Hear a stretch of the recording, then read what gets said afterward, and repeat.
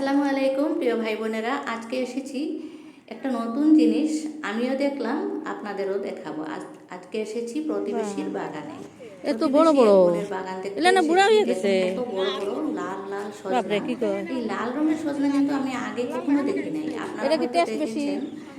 আর খেতেও টেস্ট নাকি বেশি? বেশ ভালো, খুব টেস্টি হয়, এটা খুব স্বাদ হয়। আমি তো কখনো দেখিই নাই, খাওয়া তো দূরের কথা। তারপরে ধীরে ধীরে এদের বাগানের ভিতরে প্রবেশ করব। বাগানের ভিতরে কি আছে না আছে সব দেখাবো। এদের বাগান দেখে দেখে আমিও বাগান করেছি। এই যে দেখুন, মস্ত বড় একটা চাল কুমড়া পেকে রয়েছে। ওরা নাকি গতকালকেই অনেকগুলো চাল কুমড়া, এই নিচের দিকে একটা মিষ্টি লাউ দেখা যাচ্ছে, মিষ্টি কুমড়া, এই যে দেখুন নিচে একদম পাকা কাছে। ওরা নাকি গতকালকে অনেকগুলো চাল কুমড়া বা অনেক সবজি ওরা হারভেস্ট করেছে। গতকালকে আসলে আরও অনেক দেখতে পেতাম, আপনাদেরও দেখাতে পারতাম।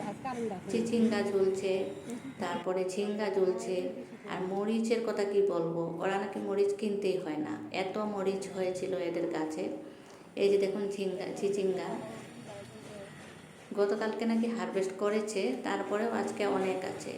ছাদ বাগান যারা করে তারা অন্যের ছাদ বাগান দেখতেও খুব ভালোবাসে। আমিও ঠিক তাই, আমি অন্যের কারো বাগান দেখলে খুবই ভালো লাগে। আপনার বাক্স আরো আনছেন নাকি? এই যে দেখুন, এই সাইডে এসে দেখি এখানটায় আরো একটা চাল 50 টাকা করে নেয় না?